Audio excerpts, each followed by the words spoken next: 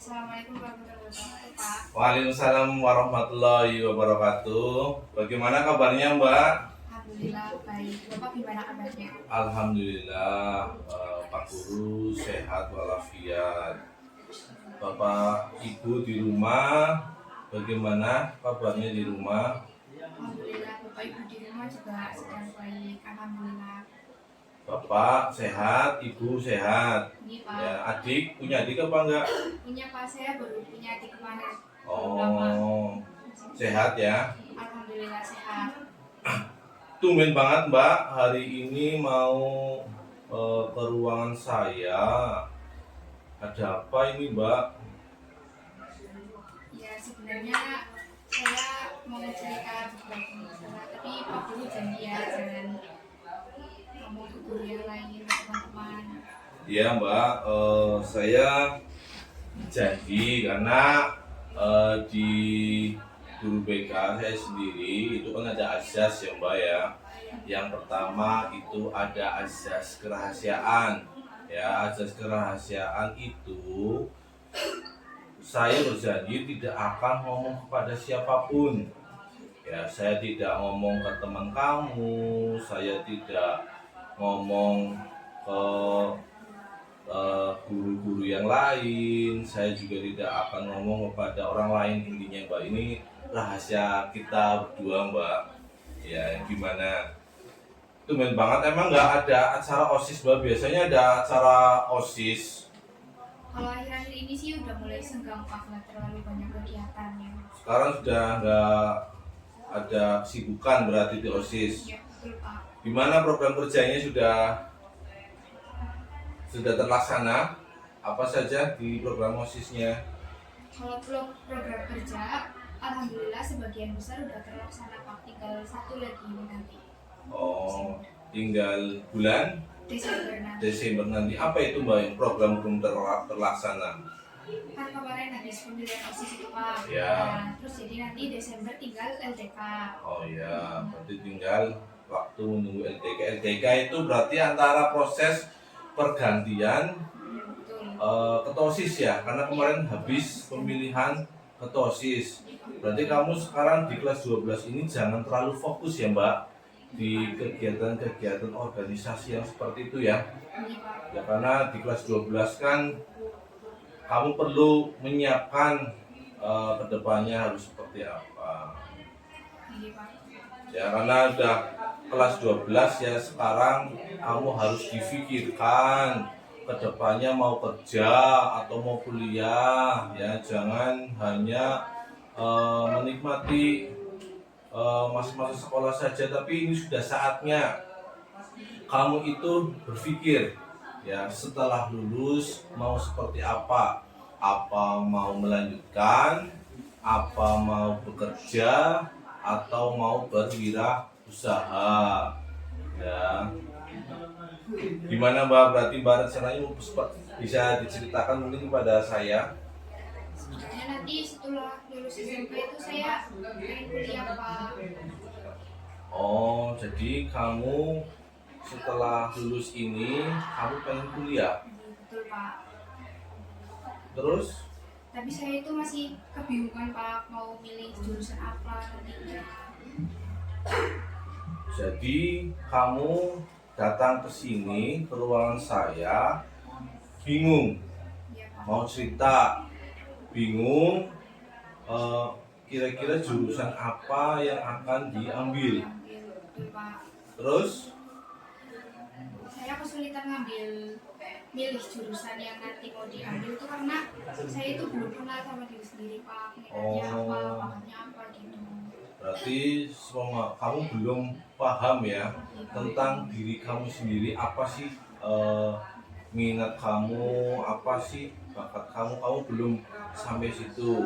Tapi kamu sudah punya rencana matang ya untuk melakukan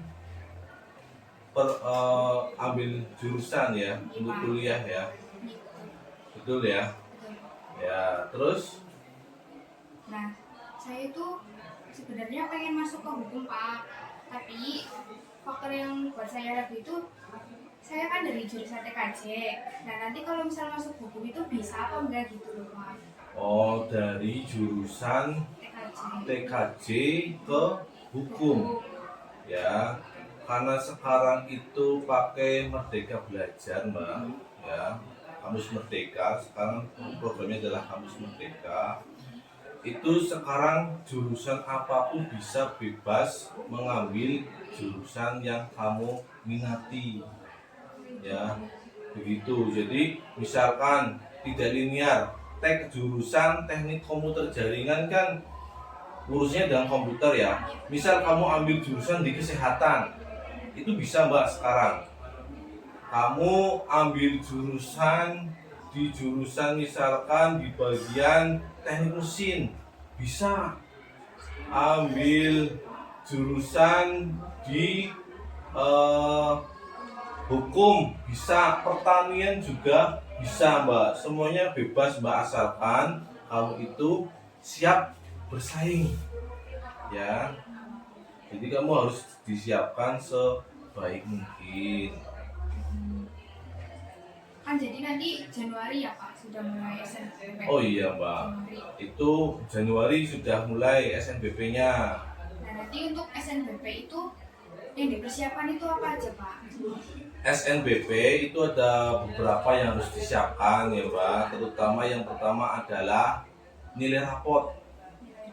Ya, nilai raport, karena di SNBP ini ya yang dipakai adalah nilai raport semester 1 sampai semester 5.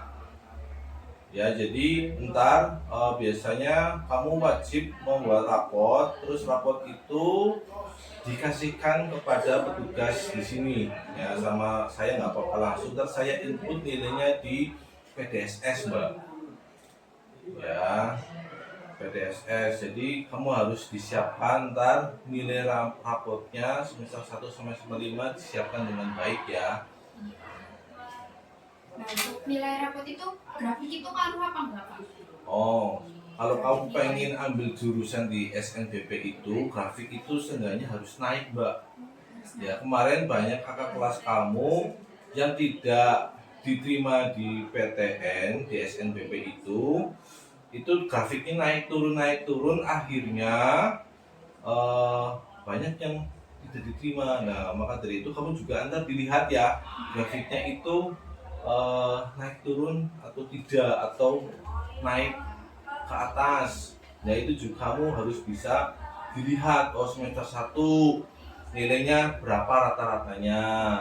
Ya, biasanya yang di-input adalah nilai matematikanya. Matematika, bahasa Indonesia, sama bahasa Inggris, sama kejuruannya. Biasanya itu ada 4 yang kamu harus disiapkan. Dan itu ntar dihitung kira-kira rata-ratanya itu ntar berapa, apakah mengalami kenaikan atau naik turun seperti itu.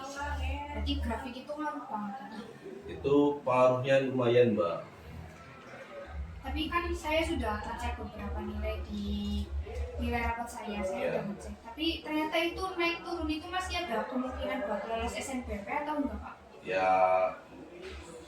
semuanya itu kembali laginya kepada dilihat dari daya tampung sama daya saingnya ya Mbak.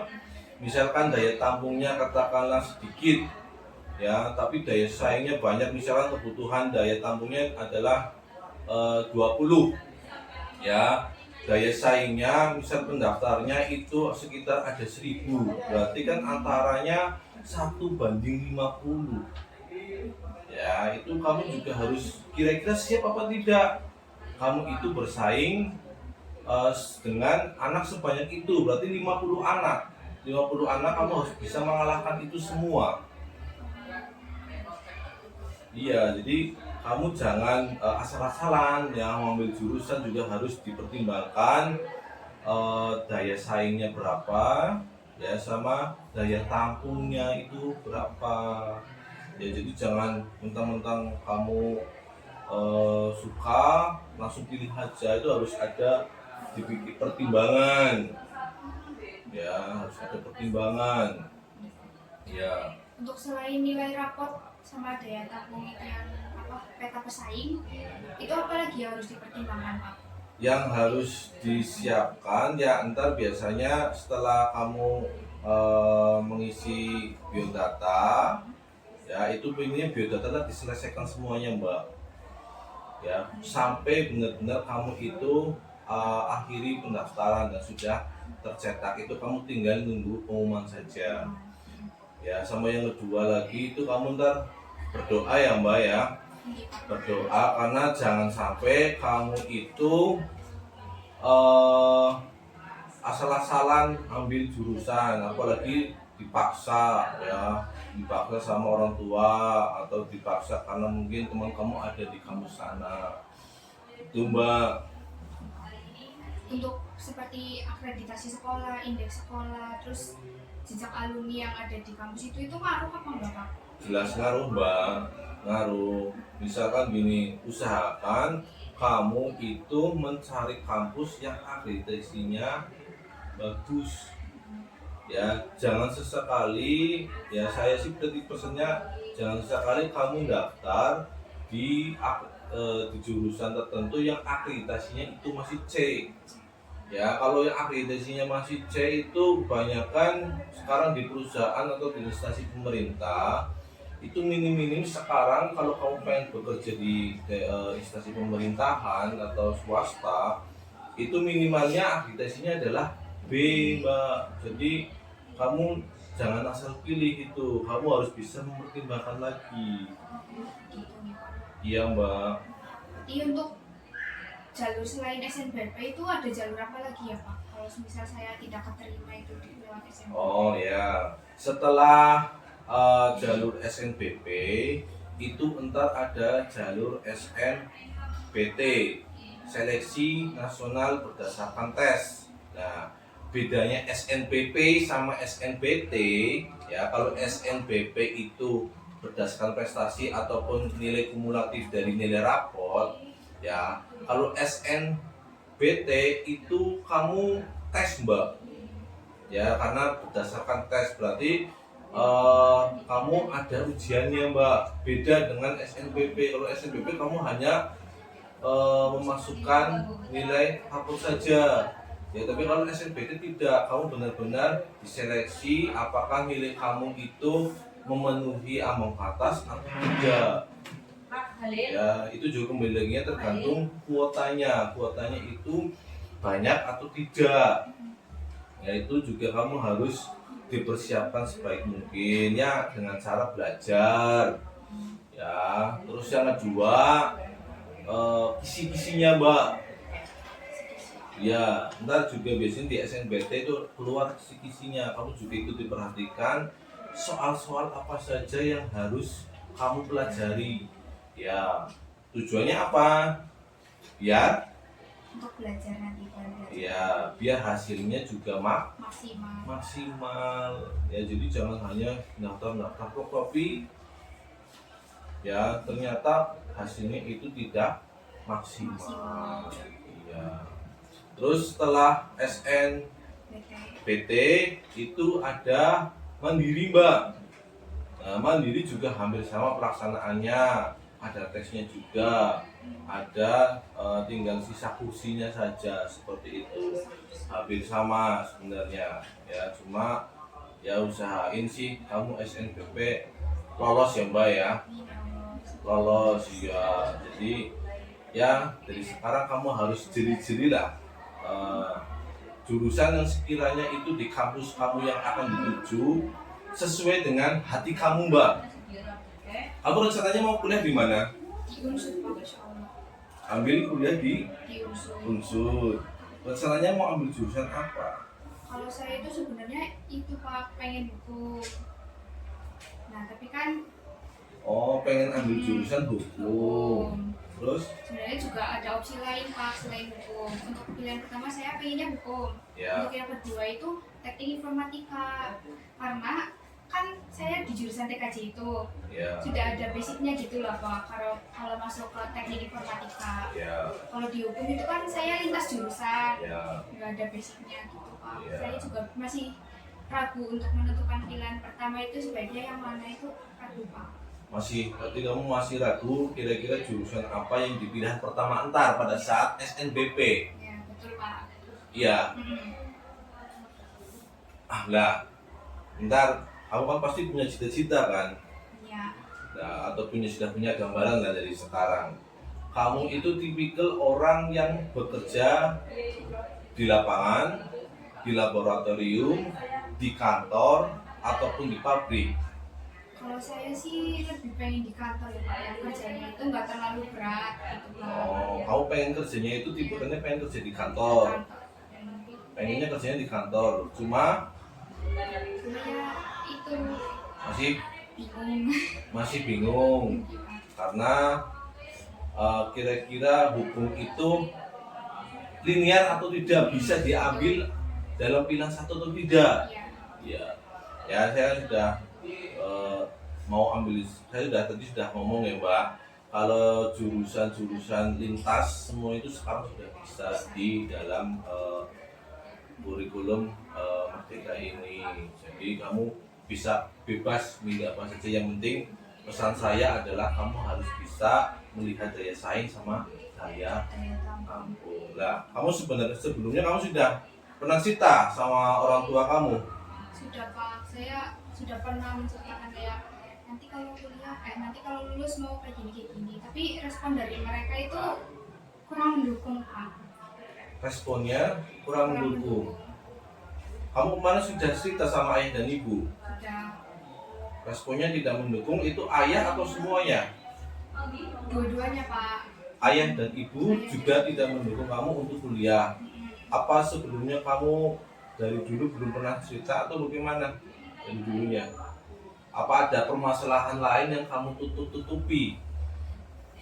Saya dari dulu pengen cerita, cuman kan lihat ekonomi keluarga juga sih Pak. Karena ayah itu kan kerjanya sebagai petani, jadi dia kalau hari ini bekerja ya dapat uang, kalau besok lagi gak ada kerjaan ya nggak dapat gitu Pak. Dari orang tua kurang mendukung karena takutnya nggak bisa biayain. Tapi mereka juga ngomong kalau misalnya kamu mau kuliah, nanti kamu bisa cari biaya kuliah sendiri gitu Pak. Oh, berarti intinya silakan kuliah tapi disambi bisa untuk bisa kerja gitu. Syukur-syukur bisa kuliah sambil kerja. Itu pesan dari ayah dan ibu seperti itu.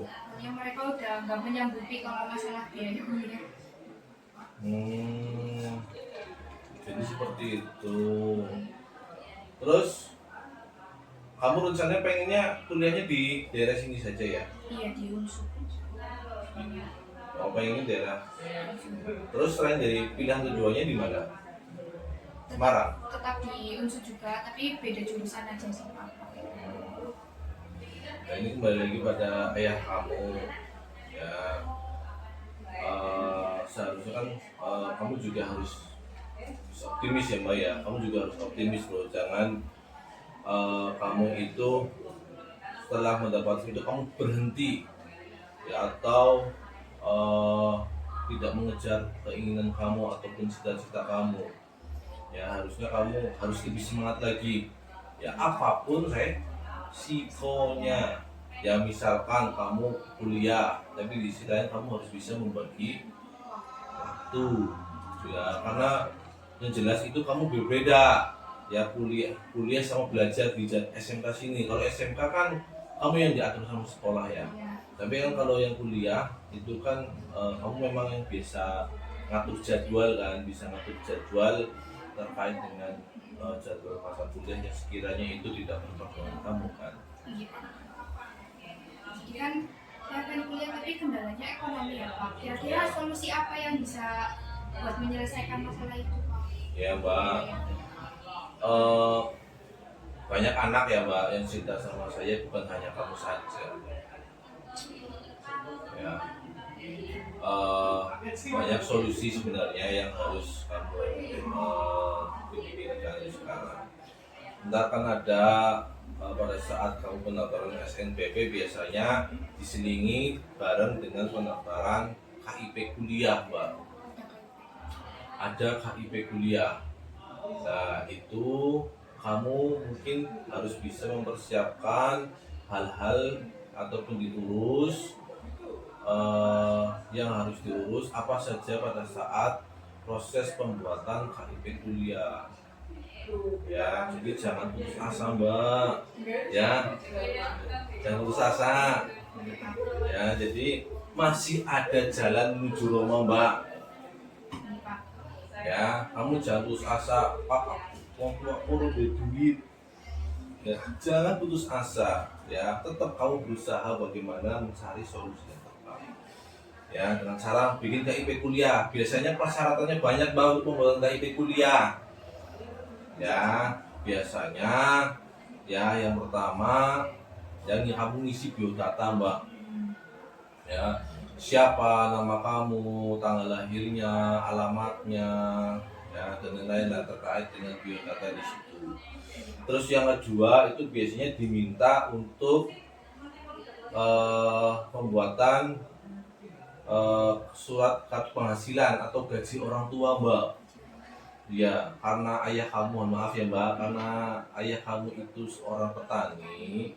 Biasanya kalau petani itu minta slip gajinya itu kepada balai desa, biasanya seperti itu. Minta surat keterangan gaji itu biasanya wajib untuk dilampirkan. Ya, terus biasanya keadaan rumah itu juga sangat berpengaruh sekali. Ya, sangat berpengaruh sekali. Misalkan rumah kamu katakanlah mohon maaf bawahnya masih pakai tanah, ya belum pakai keramik, ya terus dilihat atapnya itu atapnya seperti apa, biasanya disuruh foto. Iya, sama keluarga kamu juga biasanya dilibatkan untuk foto bersama-sama biar KIP kuliah itu bisa melihat kondisi kamu seperti apa. Ya, jadi kamu harus bisa menyiapkan segalanya. Ya, foto rumah, terus biasanya suruh itu apa? Foto bayar listrik sebulannya, slip bayar listrik itu biasanya difotokan. Terus setelah itu biasanya apa? Ibu kamu itu kerja apa enggak, ya itu biasanya ditanyakan gajinya berapa ibu kamu, ya itu juga ditanyakan semua Mbak. Pokoknya di KIP kuliah itu data yang dibutuhkan itu sangat banyak sekali, makanya kamu itu juga perlu disiapkan sebaik mungkin, ya disiapkan sebaik mungkin. Jadi jangan hanya kamu asal-asalan, ya diniati dengan baik, ya terus berdoa semoga diberikan kemudahan ke depannya. Ya, terus apa lagi Mbak kemarin yang ingin tanyakan lagi? Nah, kalau misal saya nanti nggak lolos KIPK gimana Pak? Ada jalan lain apa enggak? Kalau misalkan kamu tidak lolos di KIP kuliah, ya masih ada cara lagi Mbak, yaitu ntar dengan dapatkan kamu di beasiswa Mbak, asalkan kamu juga pintar-pintar cari informasi. Ya, kamu juga harus dipikirkan itu. Misalkan biasanya kalau di kampus-kampus ada yang namanya dari BCA, BRI, BNI, terus Jarum Foundation, itu tergantung. Ya, dan dari pemerintahan juga ada. Ya, tinggal kamu pintar-pintarnya itu mencari informasi. Ya, yang penting kamu itu jangan putus asa. Ya, yang penting kamu itu jangan putus asa dalam tetap berusaha yang terbaik dan semoga diberikan kemudahan ya dalam hal itu. Ya, tapi kamu sudah punya rencana ketika kamu ambil hukum itu ntar kamu kerjanya apa, sudah punya gambaran belum? Kalau gambaran sih punya Pak. Apa? Kalau misalkan kamu ambil teknik informatika, kira-kira kamu mau jadi kerja apa? Kalau misal saya ambil teknik informatika itu saya pengen jadi programmer Pak. Kalau nggak ya staff IT di kantor itu di sebuah perusahaan. Kalau untuk hukum itu Saya pengen jadi pengacara, kalau pengacara ya hakim gitu Pak. Jadi kamu senang berdebat dengan orang ya? Iya Pak. Kalau pengacara, ya kamu. Makanya saya ikut OSIS. Oh, berarti berawal dari OSIS, Hmm, kamu pengen latihan, iya, ya, latihan menjadi seorang pengacara seperti itu. iya Pak. Untuk beasiswa itu biasanya gimana ya Pak sistemnya? Maksudnya seleksinya apakah cuma mengirimkan berkas persyaratan atau nanti ada seleksi wawancara interview gitu Pak? Ya, biasanya kalau misalkan di eh, kamu ngambil apa beasiswa itu biasanya ada seleksi berkas dulu Mbak. Berkas. Iya, pertama itu, terus yang kedua biasanya ada seleksi wawancaranya juga ada. Ya, seleksi akademiknya juga pun biasanya ada.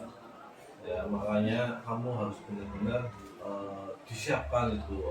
Ya, biasanya juga banyak soal matematika. Kamu nggak benci kan Enggak, saya sama suka. soal matematika? Suka kan? Ya, nah, maka dari itu jangan uji ya soal matematika, karena itu juga nilai pasti yang harus itu biasanya di mana aja itu ada soal matematika, makanya kamu jangan kali itu menjadi soal matematika. Ada sama sekali. Ya, terus Terus biasanya itu nanti kalau mau milih kampus atau jurusan itu alumni itu ngaruh nggak Pak? Alumni misalnya dari sekolah mana saya ini ya, udah ada yang di situ gitu, itu membantu apa enggak Pak? menurut saya sih tidak ya Mbak, nggak terlalu ya. Kalau menurut saya nggak terlalu, kembali lagi kepada nilai kamu, ya nilai kamu sendiri. Kalau nilai kamu insya Allah baik, ya insya Allah juga kamu bisa diterima di kampus yang kamu inginkan. Ya, terus yang masalah orang tua gimana Mbak, jangan berkecil hati ya Mbak ya. Semuanya itu harus ada usahanya, ya harus ada usahanya, dan juga harus diimbangi dengan berdoa. Ya, jadi jangan sungkan-sungkan lah.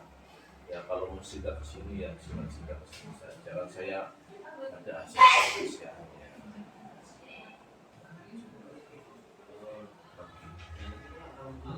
Terus dari orang tua itu gimana ya Pak?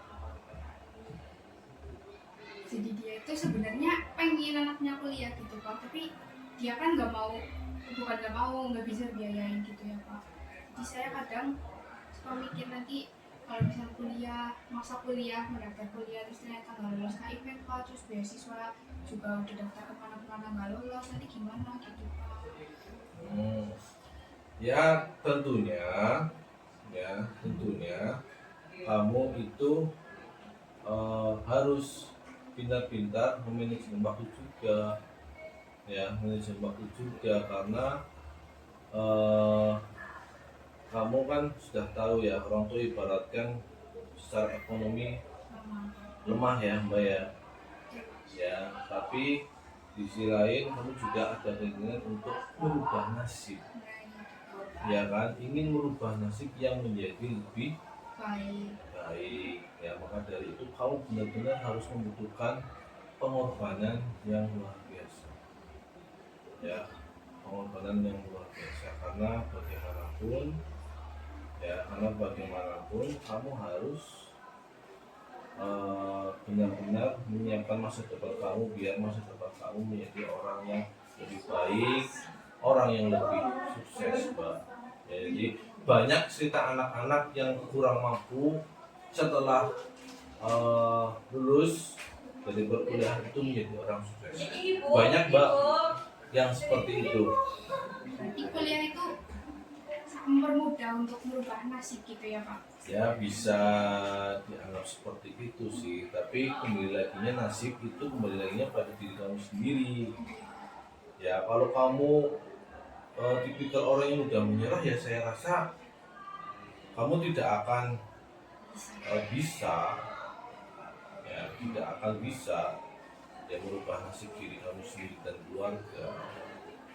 Ya, yang jelas ntar ketika mau mendaftar di apa universitas, kamu minta doa restu sama orang tua ya, semoga diberikan kemudahan. Ya, jangan kamu apa ya asal-asalan lah, apalagi dituntut sama orang lain atau orang tua. Nah, itu misal saya pengen kuliah di selain di Unsur gitu Pak, misal di Unpad gitu, tapi alumninya nggak ada yang di situ nggak apa-apa, maksudnya ada kemungkinan bisa gitu. Untuk umum, saya rasa sih kamu dipastikan dulu pilihan satu dan pilihan duanya. Ya, pilihan satunya katanya kamu hukum, sudah mantap di hukum. Belum mantep banget sih Oh, sebenarnya. belum mantap. Kirain sudah mantap. Ya dipikirkan dulu, dipertimbangkan. Ya, jangan kamu langsung ambil keputusan ya, tapi dipertimbangkan baik dan buruknya. Oh, setelah saya menjadi profesi seperti ini, kan seperti itu.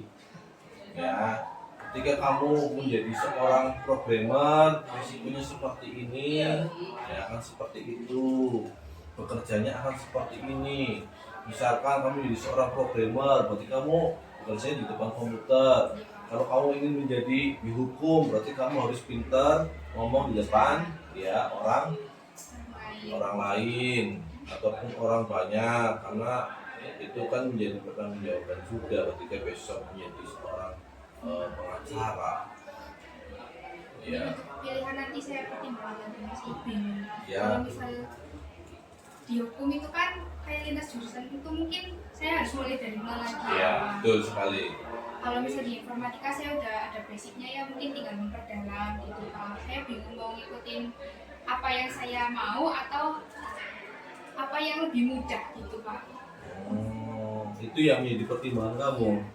Selain itu juga ya itu tadi yang daya peta pesaing, Ya, daya terus tampungnya berapa, bisa minatnya berapa, itu juga dipertimbangkan. Itu dua-duanya, kalau misal dua-duanya itu dilihat ya kayak susah dan nggak mungkin saya harus mencari alternatif lainnya Pak. ya pastinya Mbak, kamu harus menentukan alternatif lain, karena bagaimanapun misalkan kamu SNBP tidak lolos, ya itu ada lagi jalur SPAN PTKIN. Tapi bagi kamu yang pengen minatnya di UIN, misal hukum, kalau misal hukum ya hukumnya hukum Islam. Ya, kalau di UIN itu seperti itu, hukumnya hukum Islam. Itu beda lagi dengan hukum. Yang di negeri gitu Pak. Iya, ya, hukum ya, atau di kampus-kampus yang umum. Ya, kalau di UIN kan semuanya serba Islam, agama lah ya. Itu juga banyak kok lulusan sini yang dari SMK sini untuk kuliahnya itu ada di UIN. Ya. Nah, kalau misal jalur SNBP ini, saya pilihan satunya di hukum, pilihan dua informatika. Nanti ketika saya nggak keterima di situ lewat jalur SNBT atau jalur mandiri itu bisa nggak ganti jurusan maksudnya? Ganti jurusan di?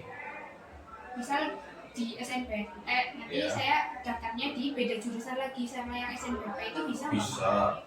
Bisa, bebas. Bisa dirubah. Bisa dirubah sebelum tes loh. Harus sudah tes yang bisa. Berarti nggak harus kayak sama pilihan SNBP gitu ya? Nggak sama, boleh.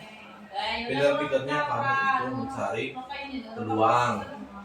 Ya, benar-benar kamu juga mencari peluang, kira-kira nilai yang baik itu bagaimana, kamu sukanya di apa. Makanya dari itu kamu harus kenali ya diri kamu sendiri.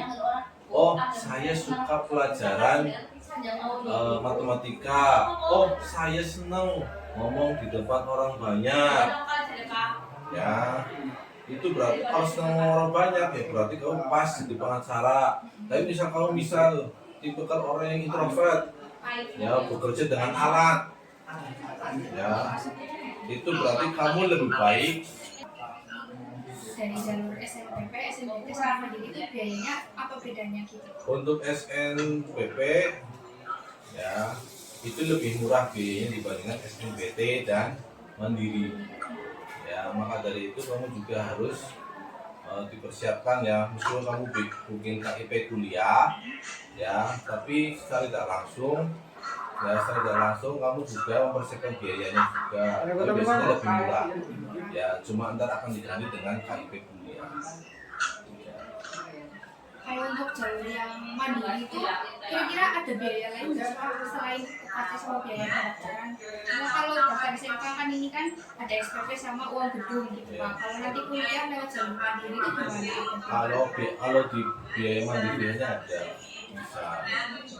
Besar apa enggak kira-kira? Kalau di umum itu lumayan besar. Begitu.